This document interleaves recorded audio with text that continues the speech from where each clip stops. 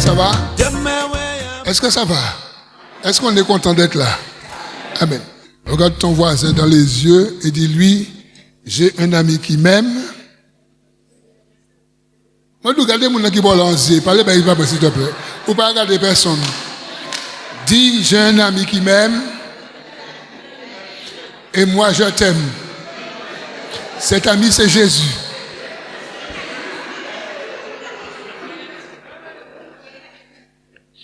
Et demande à la personne qui est à côté de toi, demande-lui, es-tu mon ami?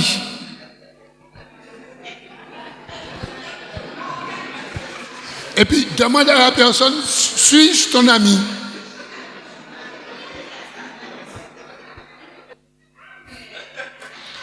Et ça s'appelle quoi?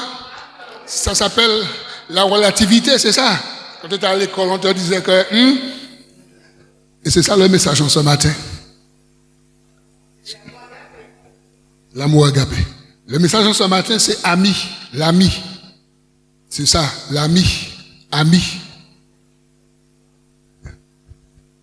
Jésus, c'est notre ami suprême. Mais le message en ce matin tourne autour de l'ami. Plusieurs sortes d'amis. Et le premier passage que nous allons lire, c'est dans Jean, évangile de Jean, chapitre 3.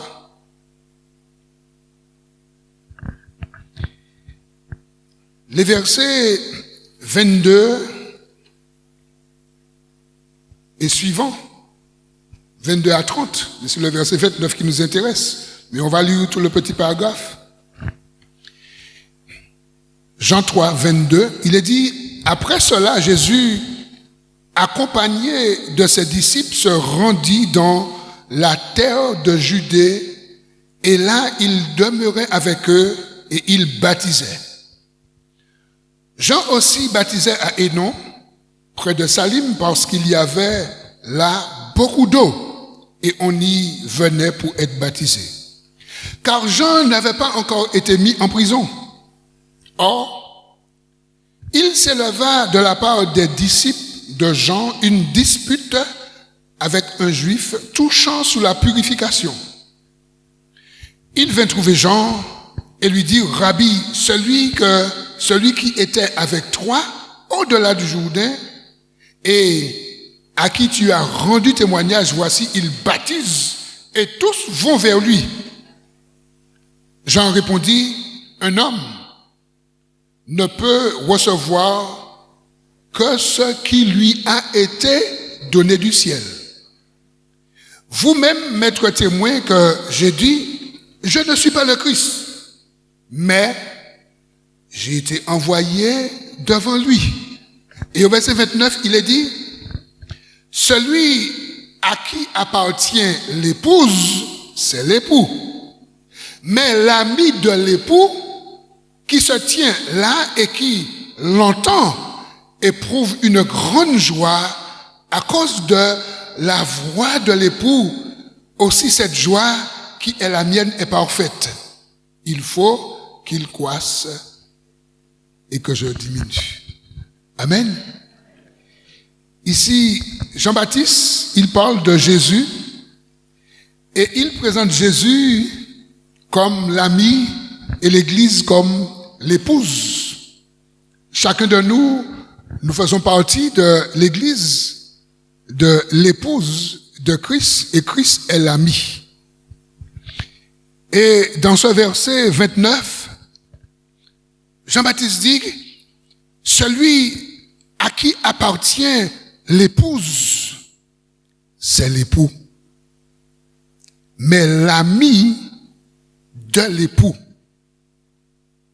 Et nous sommes tous appelés à être amis de l'époux, amis de Jésus. Jésus est l'ami suprême, mais chacun de nous, nous sommes appelés à être amis de l'époux, amis de l'ami. Et c'est pourquoi Jean-Baptiste dit que celui à qui appartient l'épouse, c'est l'époux, mais l'ami de l'époux qui se tient là et qui l'entend éprouve une grande joie à cause de la voix de l'époux. Aussi cette joie qui est la mienne est parfaite. Mais bien aimé, le Seigneur me donne un message en ce matin pour nous sur la notion d'ami. Et dans ce message, il y a tellement de choses à dire, comme je disais au premier culte. Et le Saint-Esprit fait comme il veut. Mais ce qui est important dans ce message, ce que nous devons retenir, c'est que si nous sommes l'ami de l'époux, nous devions être amis les uns des autres. Est-ce qu'on a compris le message? Si nous sommes l'ami de l'ami, si nous sommes l'ami de l'époux, et comme l'époux c'est l'ami par excellence, et si nous sommes son ami, nous devrions être amis les uns aux autres, les uns pour les autres, les uns avec les autres. Est-ce qu'on peut comprendre ce message? Est-ce qu'on peut comprendre et rentrer dans ce message? Est-on vraiment amis l'un pour l'autre? Peut-on se considérer amis l'un pour l'autre, l'un avec l'autre? Est-ce que nous sommes là? C'est ça le message. Et quand j'ai prié Dieu, toujours, tu sais, je me souviens un jour là, c'était au Monde des Est, où Dieu m'avait donné un message, et le message qu'il m'avait donné, c'est qu'on a trop de messages.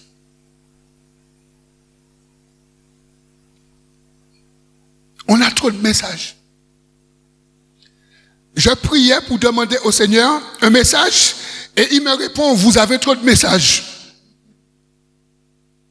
Parce qu'on est toujours en train de chercher un message. Alors que Jésus, c'est le messager et c'est le message. Et là, ce matin, Jésus me dit, ami. Vers 4h30 comme ça. Je lui demande, Seigneur, quoi? Ami. Mais après, ami, c'est vague. Ami, c'est immense. Ami, c'est comme un fleuve. C'est comme si tu enlèves une petite goutte d'eau dans le fleuve. Qu'est-ce que tu as fait? Tu n'as rien fait. Et il me dit, ami. Alors je dis, d'accord, Seigneur, on va parler d'amis. Il n'y a pas de problème. Un ami est une personne avec qui l'on est lié d'une affection réciproque. Un ami, c'est une personne avec qui l'on est lié d'une affection réciproque. Un ami, c'est pas un sens unique. C'est une voie à double sens. Est-ce qu'on est là en ce matin? Un ami, c'est pas une voie à sens unique. Il y a un proverbe qui dit toujours gamelle chez Paniga Mounisia.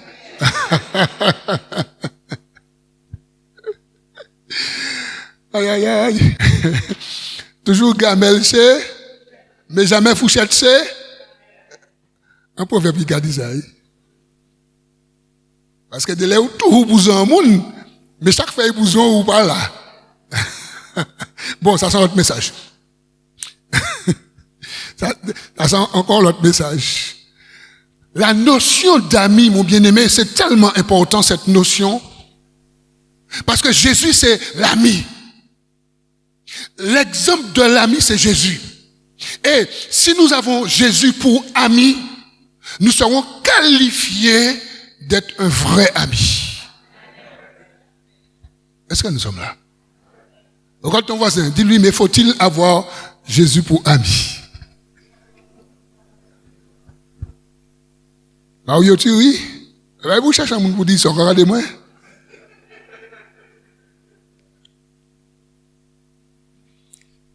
Jésus. Alors, j'ai pris un premier exemple. Il y a les bons amis. Il y en a un, mes amis. Il y en a de bons amis. On trouve de bons amis. Et il y a des bons amis et ces amis témoignent une affection sincère. Et ces amis, quand ils aiment comme leur propre âme. Est-ce que nous sommes là? Et l'exemple que j'ai pris, c'est l'exemple de Jonathan et David. 1 Samuel, chapitre 18, verset 3. 1 Samuel, le chapitre 18, le verset 3. Il est dit que Jonathan fit alliance avec David parce qu'il l'aimait comme son âme. Est-ce que nous sommes là? Les psychologues disent que l'âme, c'est le siège de la personnalité. Ça veut dire que tu habites dans ton âme. Quand on te voit, on voit ton âme. Quand on voit ta personnalité, on peut te définir par telle ou telle chose. Et ici, on nous dit que quand Jonathan va faire alliance avec David, on nous dit que il l'a aimé comme son propre âme, son âme à lui. Jonathan a aimé David comme son âme. Est-ce que nous sommes là, bien-aimés? Bien-aimés, quelqu'un qui ne s'aime pas ne peut pas avoir un vrai ami. Est-ce qu'on peut prêcher franchement ce matin? Quelqu'un qui ne s'aime pas, comment peut-il aimer quelqu'un? Comment peut-il avoir un ami? Comment peut-il manifester de l'amitié si cette personne ne s'aime pas? Et ici, on nous parle de cette relation qu'il y avait entre deux hommes, ok? Deux hommes, entre Jonathan, le fils de Saül, et David, le fils de Isaïe. Et on nous dit que ces deux jeunes gens s'aimaient à tel point comme leur âme. Et dans le mouvement chrétien évangélique, il y a un courant qu'on a glissé, que l'homosexualité est permis parce que ces deux hommes avaient des relations intimes. Est-ce que nous sommes là? Et ce message, mes bien-aimés, ce message circule dans certaines églises ici ou en Amérique ou en métropole, mais ça circule, qu'il y a une possibilité ou une permissivité, d'accord, pour qu'il y ait ce genre de relation entre femme, nom. Il faut qu'on prêche franchement parce que dans le mouvement chrétien évangélique, il y a des dérives. Et il y a des personnes qui pensent que c'est vrai. Et il y a aujourd'hui, mes bien-aimés, des assemblées où vous avez des homosexuels et des lesbiennes qui sont dans les assemblées et qui disent que oui, Dieu permet ça parce que Dieu est amour comme Dieu est amour. Si moi qui suis un homme, j'aime mon frère comme je dois aimer une femme, Dieu prend plaisir parce que c'est de l'amour. On me dit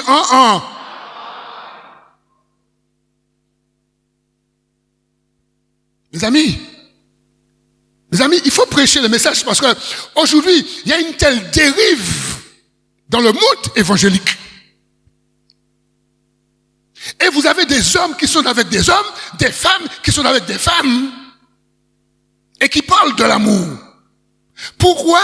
Parce que on a fait une doctrine, on a ouvert une parenthèse disant que Jonathan et David s'aimaient. Ils étaient amis, ils s'aimaient à tel point qu'ils étaient très intimes.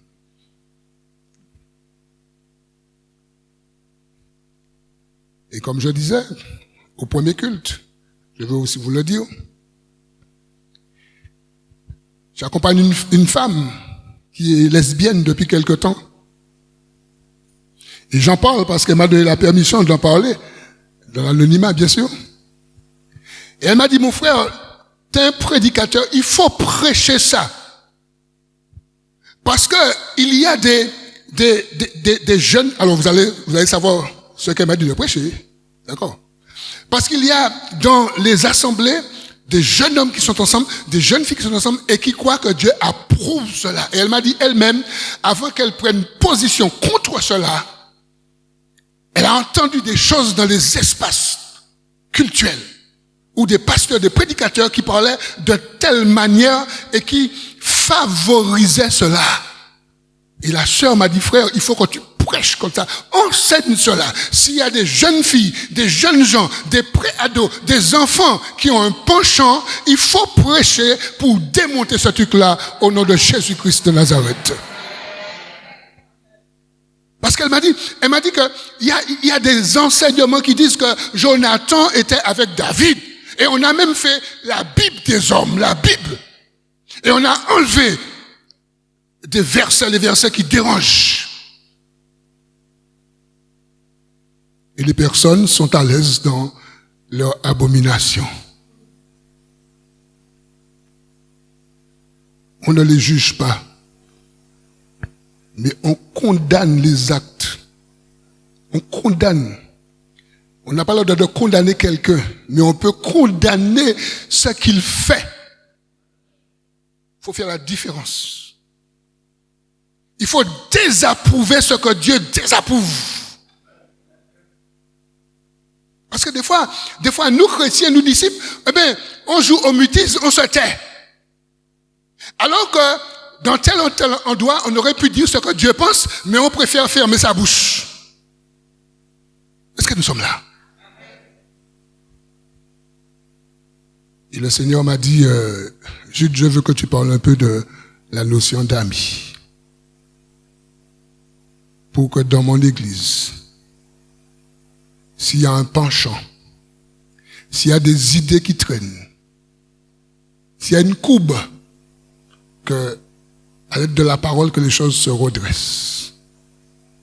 Parce que malheureusement, je le dis, ça va étonner certains. Et nous avons beaucoup de dérives qui sont en silence. Mais le Seigneur nous dit de dénoncer les choses pour apporter rectification, médicaments, délivrance, guérison. Au nom de Jésus-Christ de Nazareth. Parce que nous servons un Dieu d'ordre. Un Dieu amour, un Dieu qui aime. Un Dieu qui est juste. C'est très important. Alors, on a vu, ici, il y a les bons amis. De vrais amis. Et Jonathan était un vrai ami avec David. Et il n'y avait pas de perversion. Il n'y avait pas de truc tordu, de pensée tordue. Non, jamais. À tel point, à un moment, il s'est dépouillé. Il a donné à David ses armes, sa ceinture, tout, son amour, mais aussi tout. Parce qu'il savait que son ami était en danger. Est-ce que nous sommes là?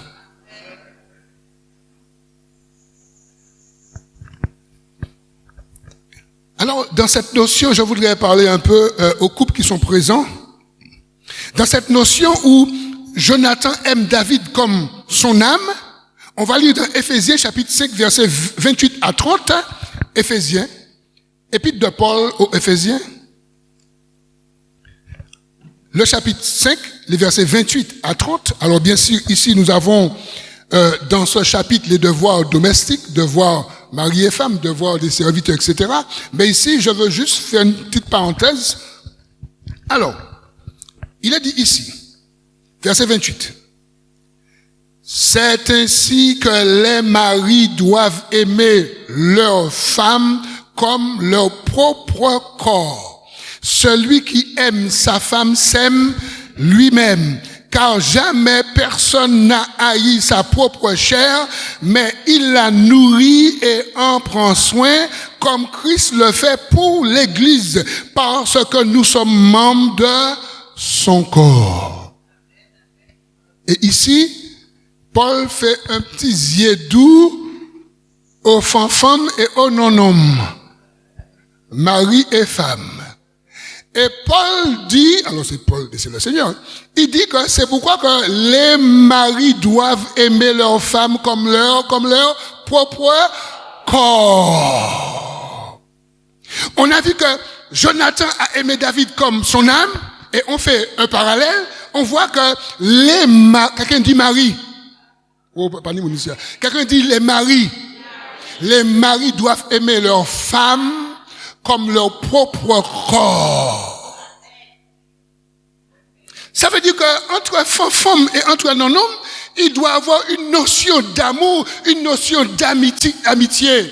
Est-ce que nous sommes là? C'est pas juste, d'accord, quand on était à la lumière puis on fait ces petites affaires là. C'est pas juste ça. Non, non, non. Ça c'est juste une petite parenthèse dans l'histoire. Nous pas dire amen, non? Hein? Mais il est dit que les maris doivent aimer leurs femmes comme leur propre corps. Si tu aimes, quand tu aimes ton corps, tu en prends soin. Tu te laves, tu t'écumes, tu brosses tes dents. Tu manges bien, tu dors bien, tu fais attention, tu t'habilles.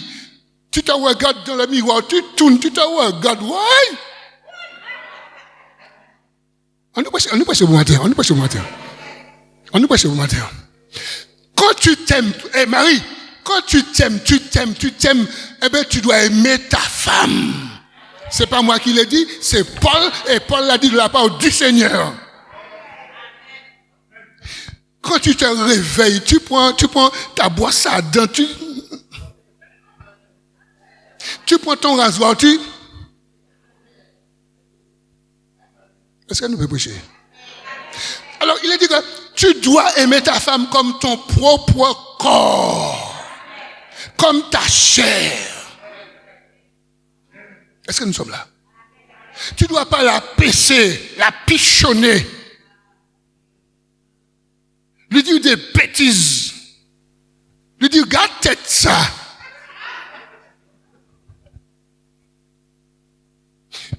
Il y a je ne vais pas dire ça trop fort, excusez-moi. Il y a une sœur qui m'a dit que quand elle était malade, son mari lui a dit, en cas attends nous, on va prendre l'autre. Ça n'a pas pareil pour lui, non? Ah, tu as dit, ah non, et c'est vrai.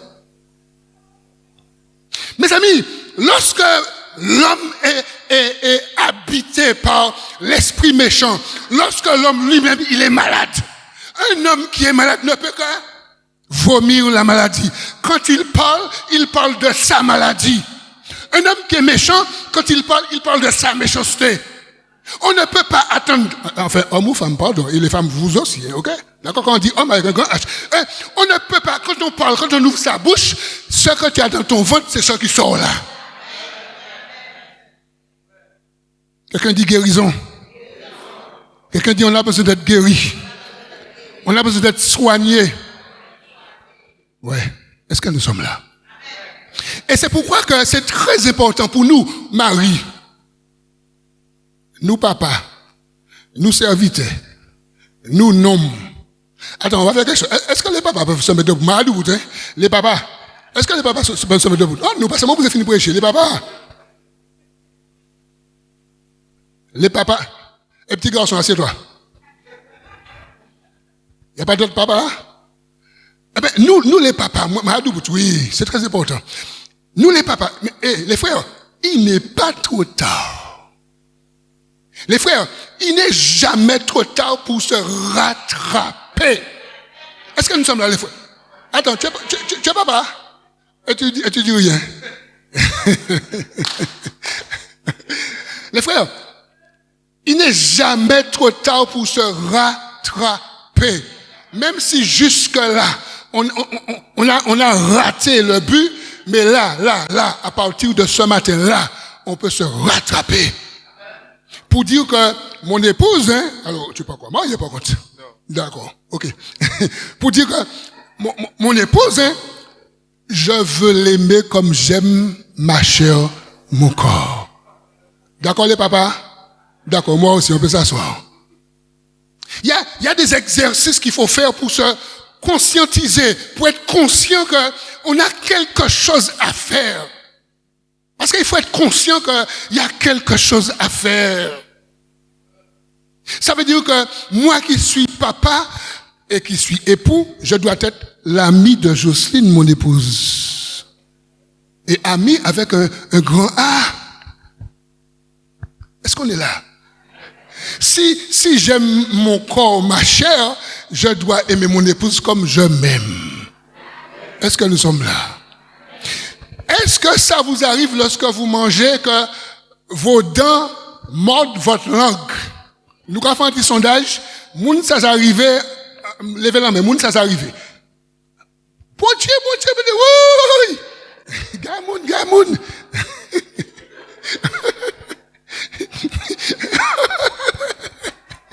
Il y a la guerre dans la bouche là. Il y a la guerre dans la bouche. Dans qu'à morder l'angle. Par contre, moi aussi ça m'est arrivé.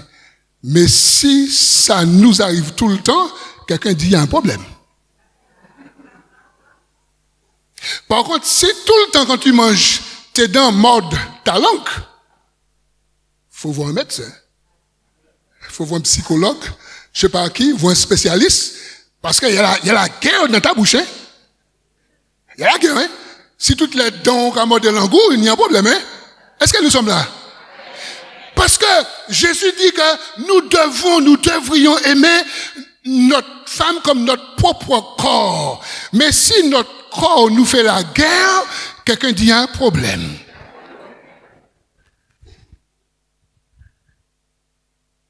Est-ce qu'on est là? Si Tchèo Kagoumé pi Fouao, si Pancréas Kagoumé pi Bilou,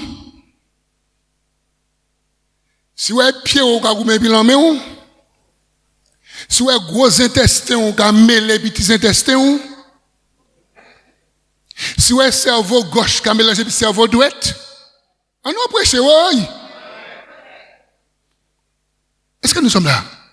Mais bien aimé, j'imagine les choses pour que nous puissions saisir le message.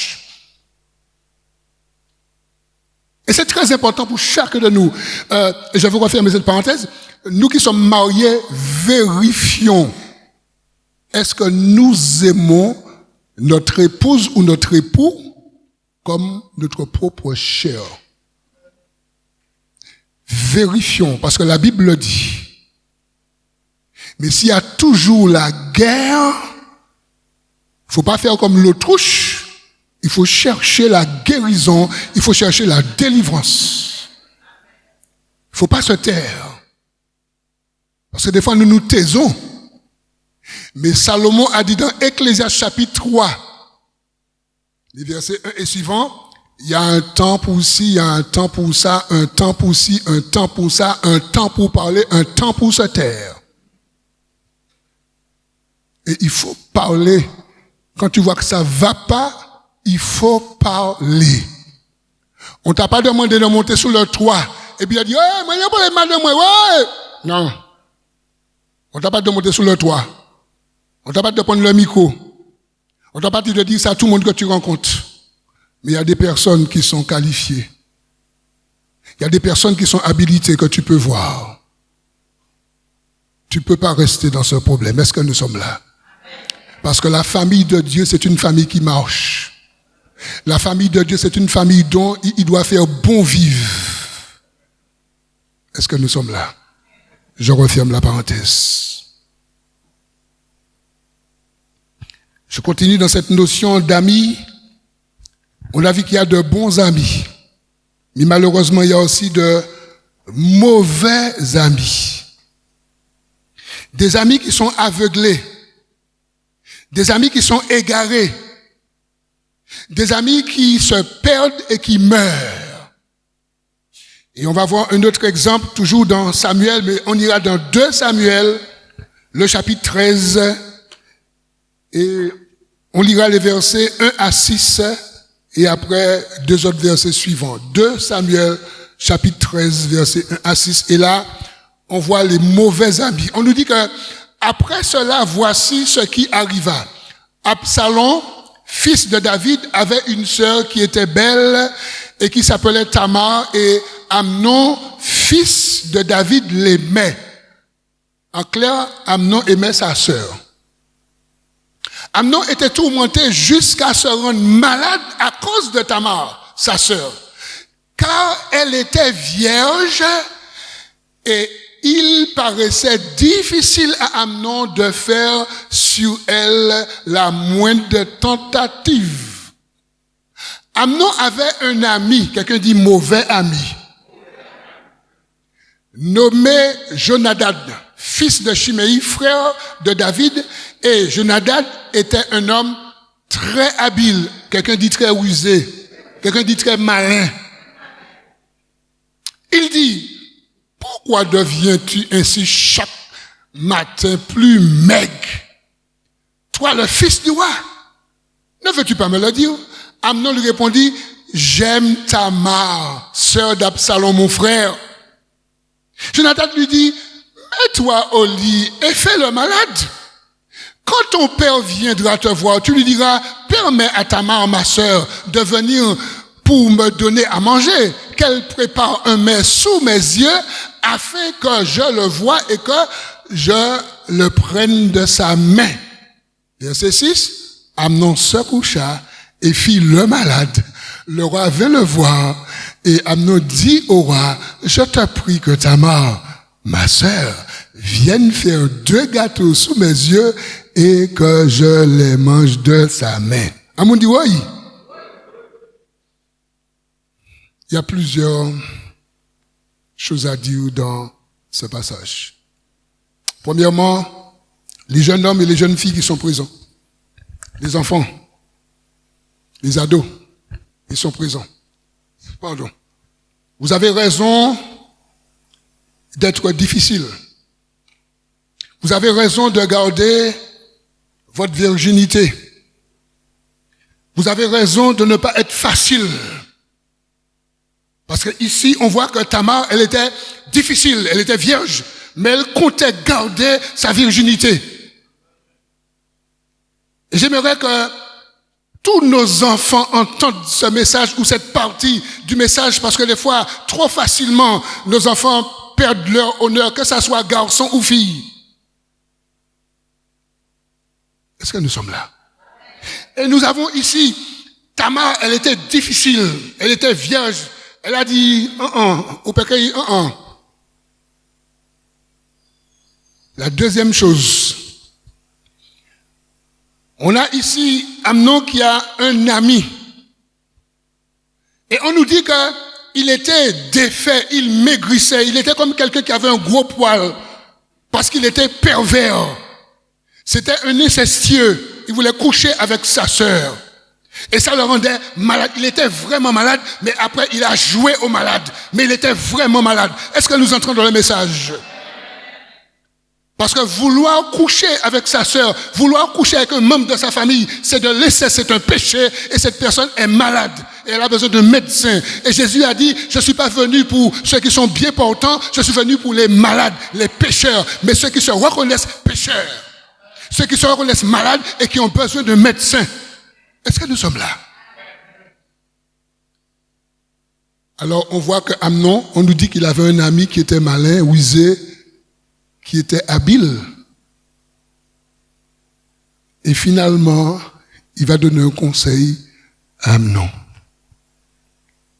Et la troisième chose que j'aimerais dire, il faut que nos enfants et nous-mêmes, que nous ayons le discernement pour écouter nos soi-disant amis, mais pour les écouter à la lumière de la parole de Dieu. Parce que la parole de Dieu, c'est un décodeur. Lorsque nous connaissons la parole, nous pouvons décoder ce qui est bon et ce qui n'est pas bon. Les bons conseils et les mauvais conseils. Mais si nous ne sommes pas un lecteur de la Bible, si nous regardons que les feuilletons, mes enfants, je m'adresse à vous, si vous regardez que les bandes dessinées, les dessins animés, et de plus en plus, c'est un poison pour nos enfants, ces dessins animés. Parce que là-dedans, il y a la guerre, il y a les petits, comment on appelle ça, personnages qui font la cour aux autres. Il y a aussi de l'initiation à la sorcellerie, à l'occultisme. C'est pourquoi nous devons regarder ce que nos enfants regardent et nous devons, je ne vais pas dire interdire, mais les accompagner. Leur dire pourquoi. Mais bien aimé, c'est très important. Et ici, on voit que, comment il s'appelle déjà, Jonadab, on voit qu'il donne un conseil. Il lui dit, joue le malade, sois hypocrite, fais semblant d'être malade. Et on voit qu'il va écouter le conseil de son ami, et il dormit, et puis il dit, bien froissé, puis malade. À tel point que David, qui est un homme selon le cœur de Dieu, David va se laisser prendre. Je veux parler à nous, papa. Est-ce que nous sommes là, les papas? Des fois, nous, les papas, nous nous laissons prendre par nos épouses, par les enfants. Est-ce qu'on peut parler franchement? Et des fois, nous donnons notre quitus sans prier, sans rechercher le discernement. Il faut rechercher le discernement pour savoir est-ce que ce que tu entends là, est-ce que c'est vrai? David, il imaginait ça flou. On lui a dit que son fils était malade. Eh bien, c'est normal. Un bon père, il vient voir son fils. Et le gars, c'est un comédien. Le gars sait jouer le malade puisqu'il est malade. Comme il est vraiment malade, eh bien, il sait jouer le malade. Et David voit qu'il est malade. Et parce qu'il est malade, eh bien, David va lui donner tout ce qu'il veut. Mes amis, papa, maman, on nous fait attention. Est-ce qu'on nous peut parler franchement?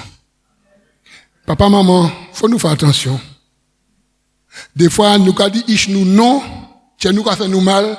Si mieux tu nous fait nous mal, nous disons non. Passez nous disons oui, et puis après tu nous déchirer. Tu nous en pièces détachées. Est-ce que nous là? Parce que finalement, David va écouter son fils. Et David va tomber dans le piège. Et David va envoyer Tamar dans la gueule du loup. Et finalement, Amnon va coucher avec sa sœur. Et c'est le drame. Les amis, c'est le drame. Dans nos cultures antillaises, dans presque toutes les familles, je dis presque, je ne dis pas toutes, il y a eu de l'inceste. Et on le sait très bien. Mais le plus important, c'est de reconnaître à un moment qu'il y a eu de l'inceste et demander pardon. Mettre ça devant le Seigneur. Parce que c'est une abomination. Parce que ça pourrit toute une famille. Ça met de la malédiction sur toute une famille. Et si c'est pas soigné, la malédiction continue. À un moment, il faut arrêter l'hémorragie. Est-ce que quelqu'un le sait? À un moment dans ta vie où tu découvres qu'il y a eu ça et jamais tu n'as porté médicament à cela, il faut arrêter l'hémorragie et la malédiction. Parce que sinon, il y aura mort d'homme. Et dans cette histoire, mes amis, on va lire un peu plus bas pour ne pas 28, 29. Alors, peut-être même à partir du verset 27. 2 Samuel 27.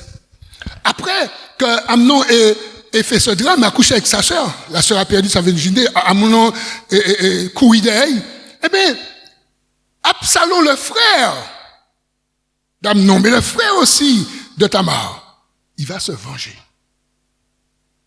Et à nouveau, il verra le papa David. Oh, quand même, David, tu es un homme selon le cœur de Dieu, mais il y a eu des chances quand même, hein?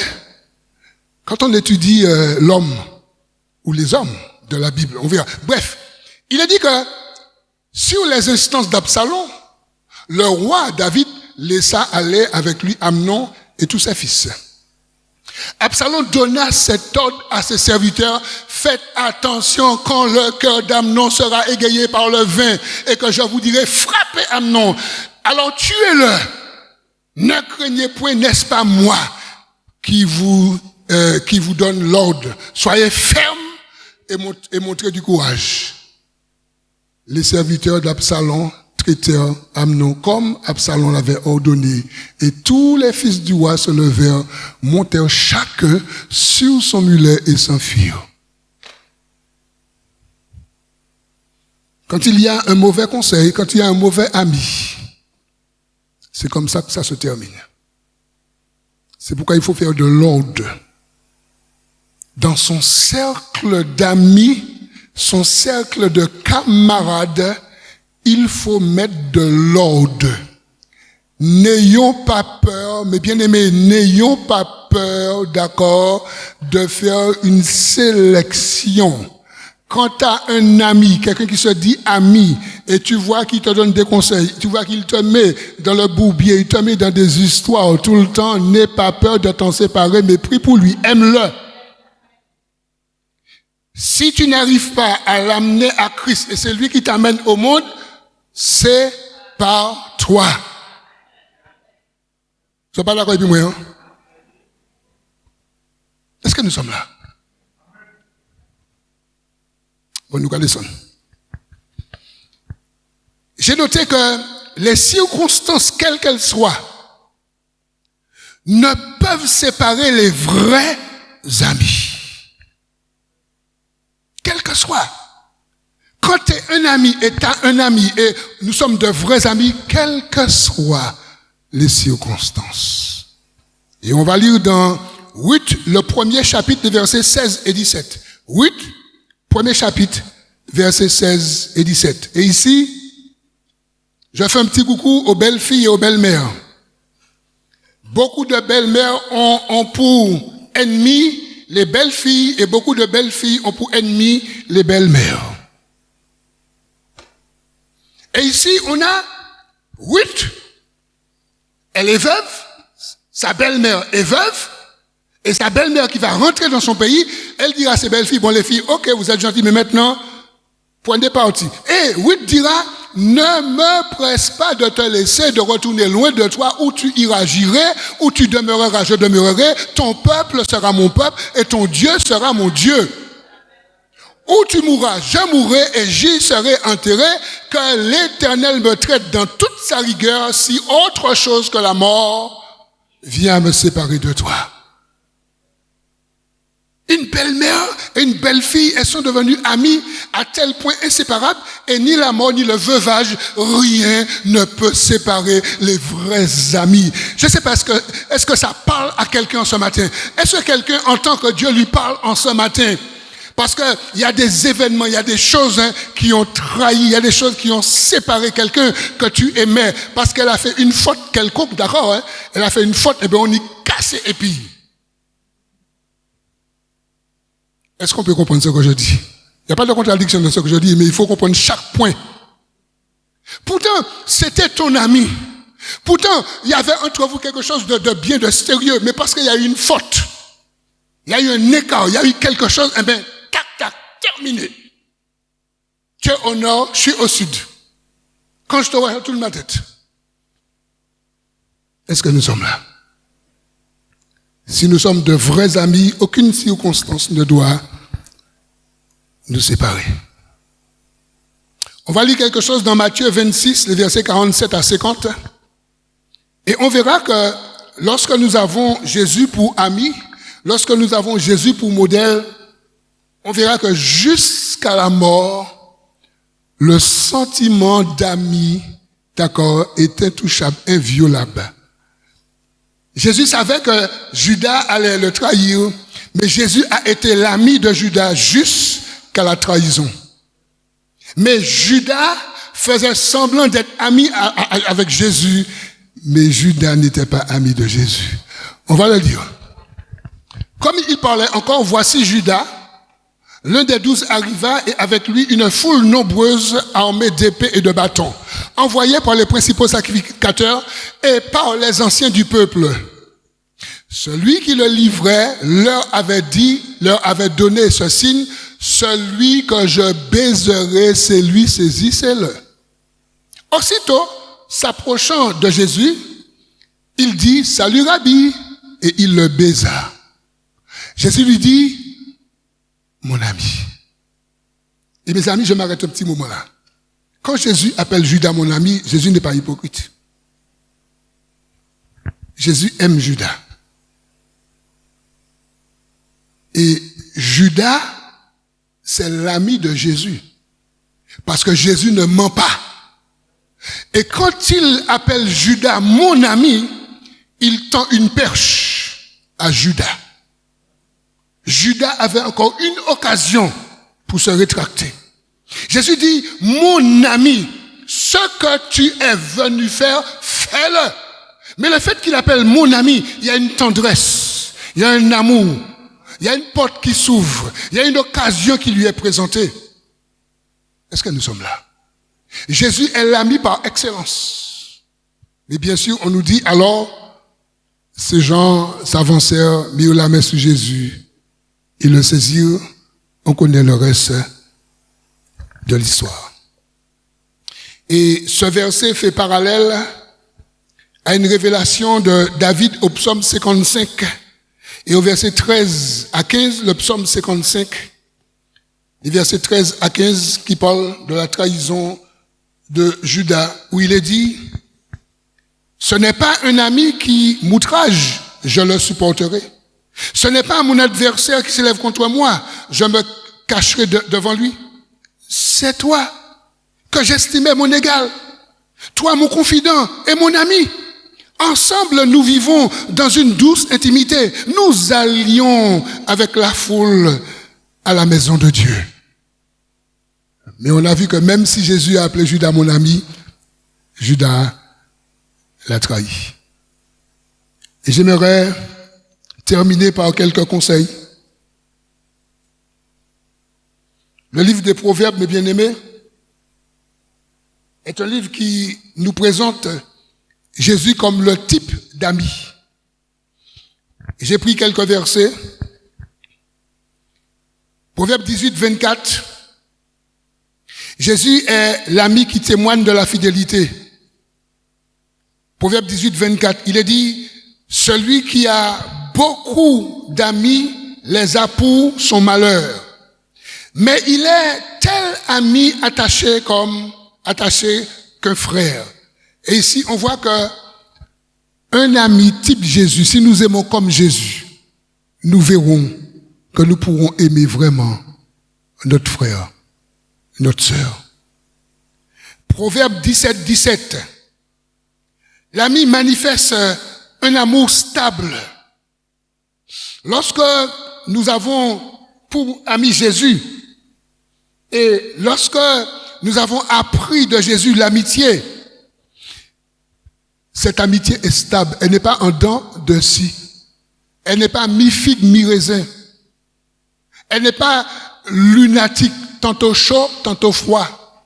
Mais il est dit dans Proverbe 17, 17, l'ami aime en tout temps et dans le malheur, il se montre un frère. Est-ce que nous sommes là? Parce que des fois, quand il y a un malheur, il n'y a personne. Dans le monde, on dit, il y a des proverbes dans le monde qui ont une bonne moralité. Quand on parle un peu de mort, on dit que dans le monde, quand il y a encens, il n'y a personne. Quand il y a boisson, il y a tout le monde. Mais il y a des proverbes quand tu entends, mais ça dit quelque chose, tu vois. Il y a depuis ces boissons, la dimoune, mais là c'est l'encens. Ça veut dire qu'encens, dans le monde catholique, c'est attaché à la mort. Hein? Mais ça dit quelque chose. Tu vois? Mais ici, il est dit que l'ami aime en tout temps. Et dans le malheur, il se montre un frère. Ça veut dire que quand ton ami, là, quand il est dans le malheur, quand il est dans la descente, sois pour lui un frère, sois avec lui, manifeste de l'amour. Est-ce que nous sommes là, mes amis? Proverbe 27, le verset 6. Il parle avec fermeté en dévoilant les lacunes, les dysfonctionnements. Ça veut dire que quand tu as un ami, et tu sais que ce qu'il fait n'est pas bien, n'est pas bon, il faut le lui dire avec amour, mais il faut le lui dire. Des fois, nous, quand dit, c'est bouc moi, c'est bled moi, c'est bras gauche moi, c'est bras droit moi, c'est pied droit moi, c'est pied gauche moi, nous, quand dit, on pâtier bagaille. Mais là, il va descendre en force, là, nous, pas qu'à dire, frère, ça qu'on fait, pas bon, arrêtez.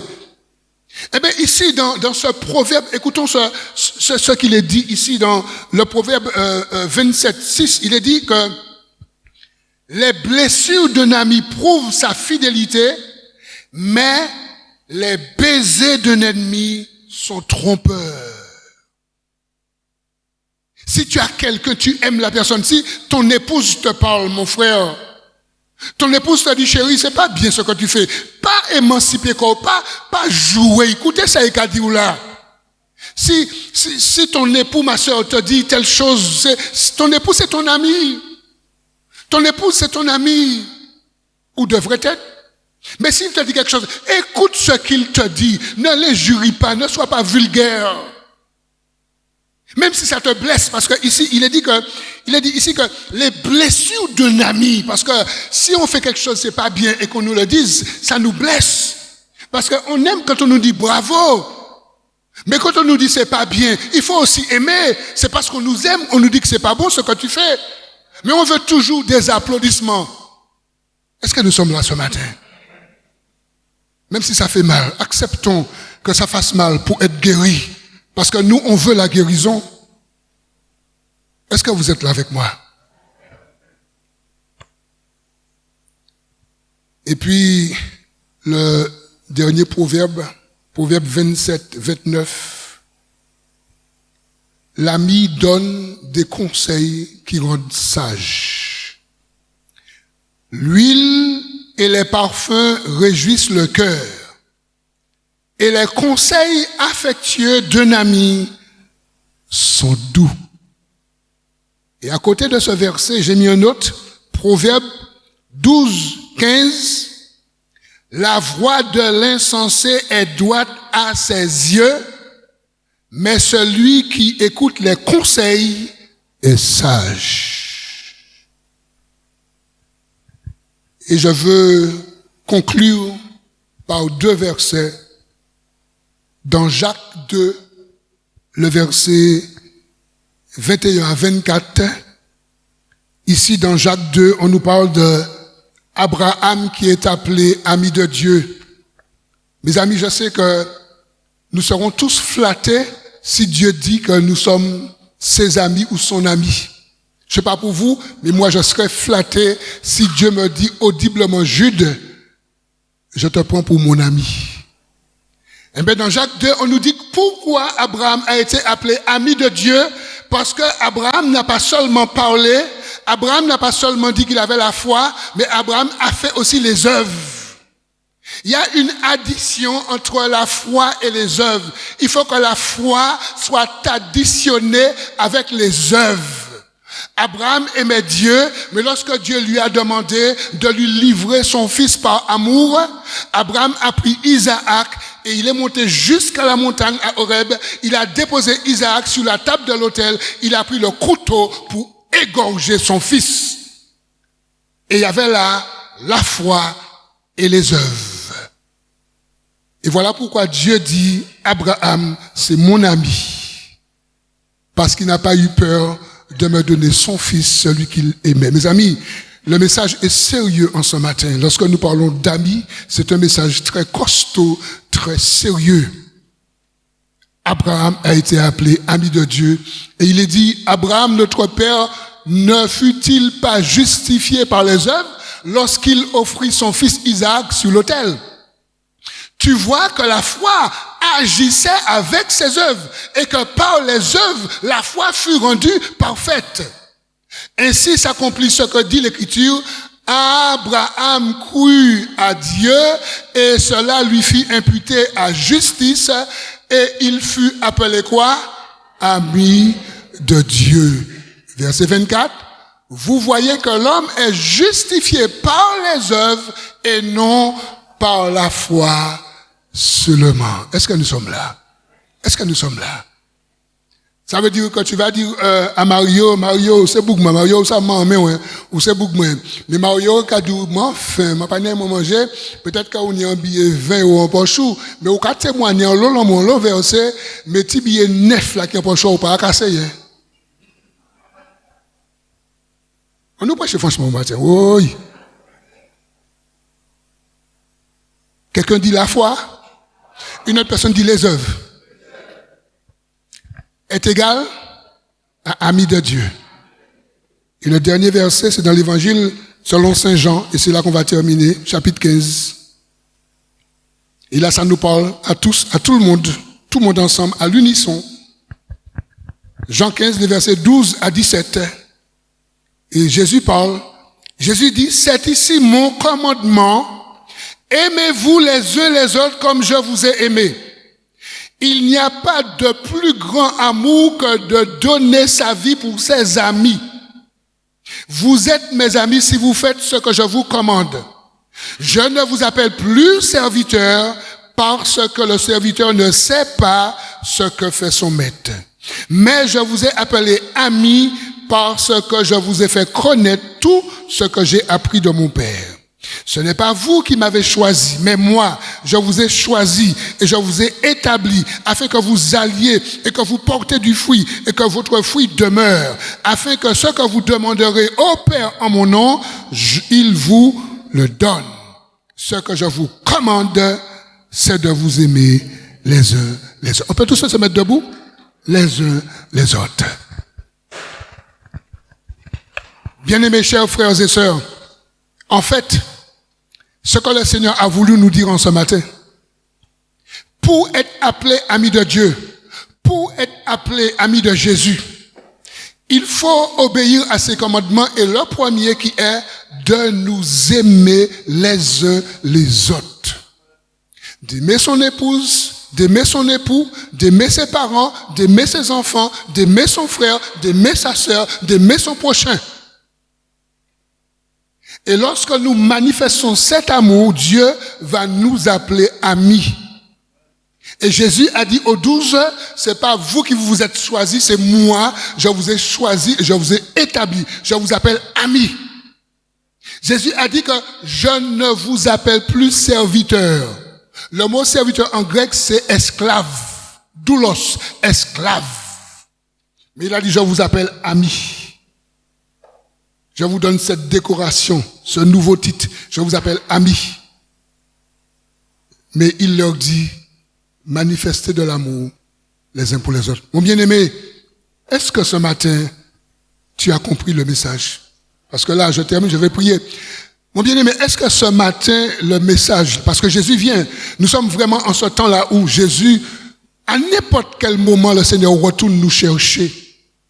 Mais s'il retourne et il nous trouve dans la guerre, s'il retrouve et il trouve femme et puis non homme, femme a une casserole en la main et puis gave non homme il vous tenir un coup de casserole en tête parce que non homme commence à bailler gaz. Est-ce que nous sommes là? Jésus, mon ami, Jésus vient. Jésus veut trouver ses disciples. Jésus veut trouver ses enfants dans cet amour. Que l'un supporte l'autre, que l'un pardonne l'autre, que l'un aime l'autre. Et comme avait dit un homme, ravale ton orgueil, ça ne fait pas grossir. Tu peux le ravaler, ça ne fait pas grossir. Tu n'as pas besoin de peur, tu ne vas pas prendre du poids. Ravale l'orgueil. Et s'il y a un déplacement à faire, fais le déplacement. Obéis, aime. Est-ce que ça va, mon bien-aimé?